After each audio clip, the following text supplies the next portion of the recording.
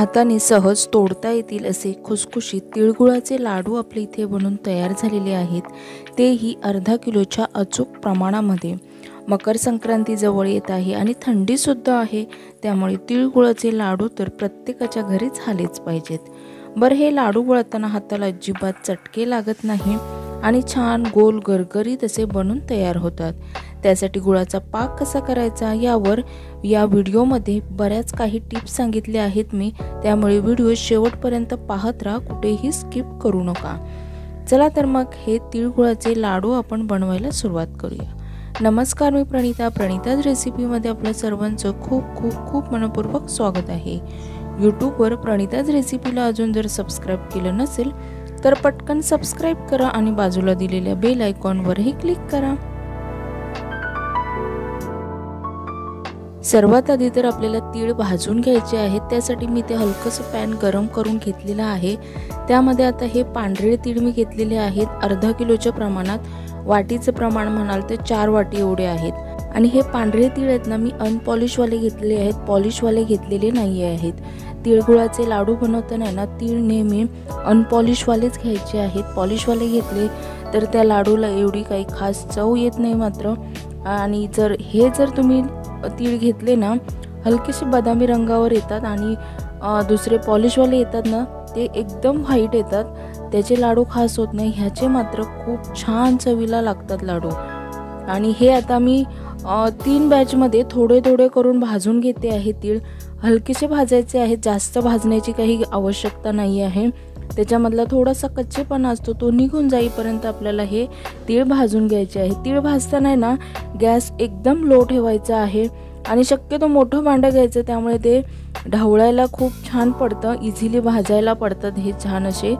इथे माझं पॅन छोटं आहे त्यामुळे मी 3 बॅचमध्ये थोडे थोडे करून इथे भाजून घेणार आहे।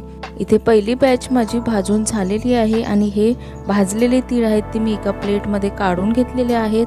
आता दुसरी बॅच आपल्याला सेम पद्धतीनेच भाजून घ्यायची आहे, अगदी मंद गॅसवरतीच भाजून घ्यायची आहे।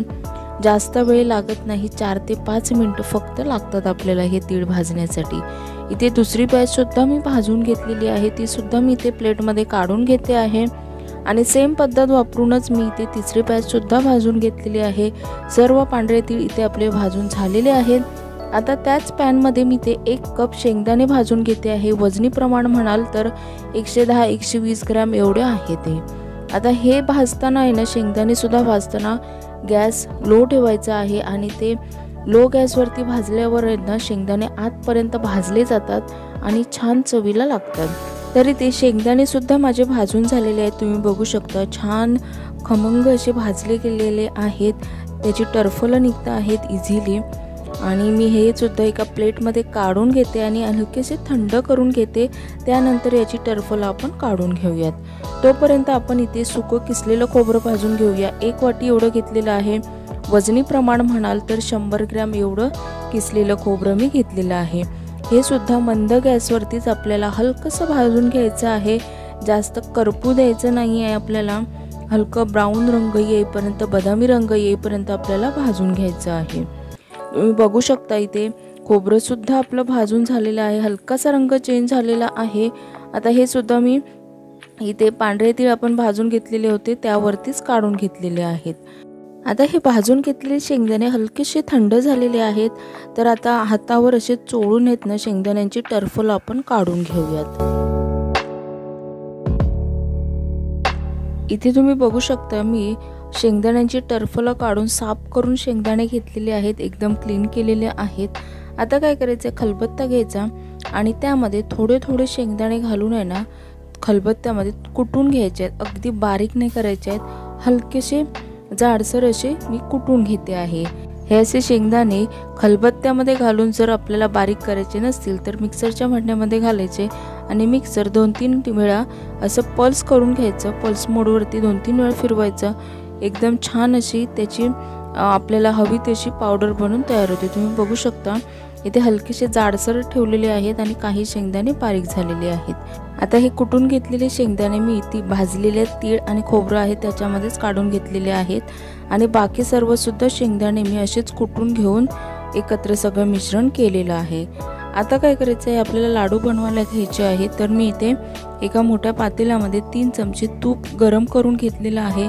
तूप छान गरम झालं की यामध्ये किसलेलं चिक्कीचं गूळ घेतलेलं आहे 1/2 किलोच्या प्रमाणामध्ये, हे घालून घ्यायचं आहे. आणि त्याचबरोबर आपल्याला साधं नॉर्मल जे आपण गूळ वापरतो ना नेहमीच्या वापरातलं, ते सुद्धा मी इथे किसून घेतलेलं आहे 1/2 किलोच्या प्रमाणामध्ये.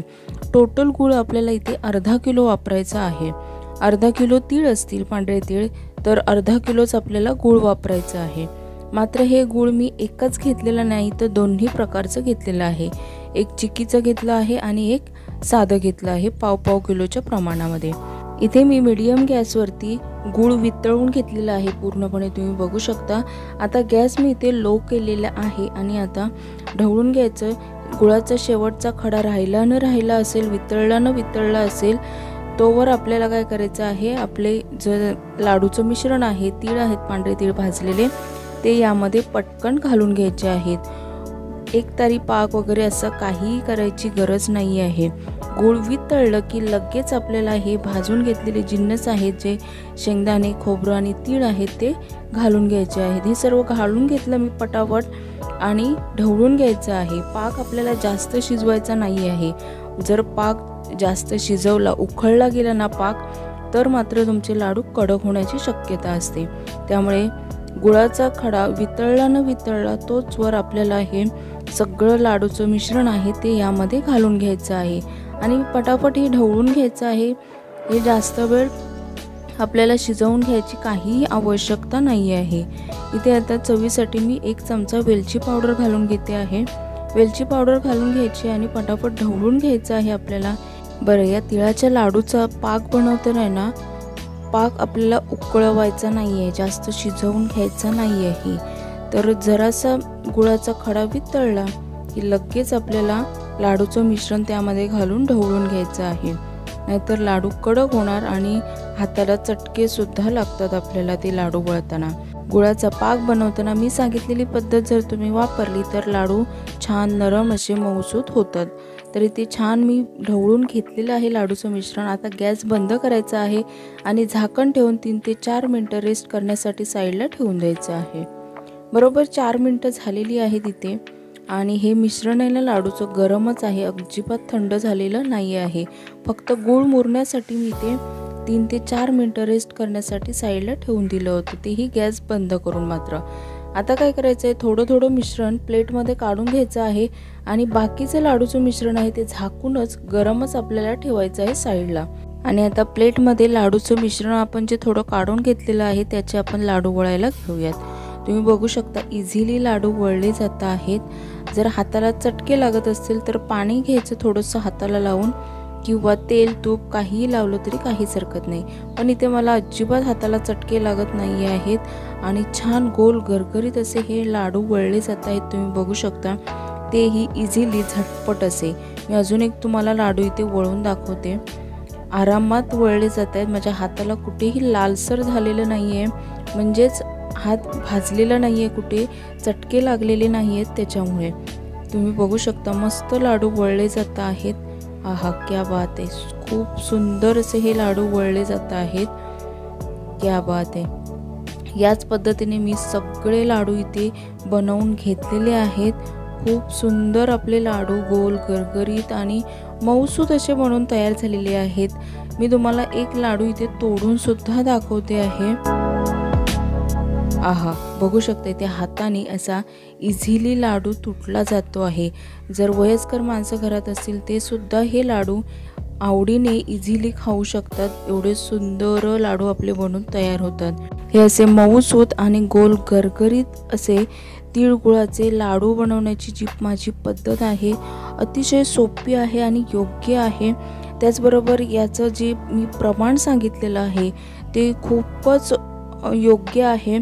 याचे प्रमाण मी डिस्क्रिप्शन बॉक्समध्ये सुद्धा दिलेलं आहे, तिथे जाऊन सुद्धा तुम्ही चेक करू शकता.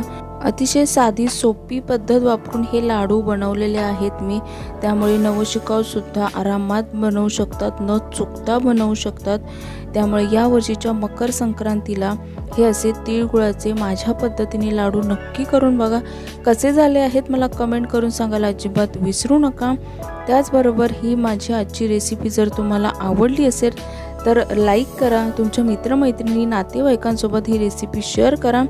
त्याचबरोबर यूट्यूबवर प्रणिताज रेसिपीला अजून जर सबस्क्राईब केलं नसेल तर पटकन सबस्क्राईब करा आणि बाजूला दिलेल्या बेल आयकॉनवरही क्लिक करा.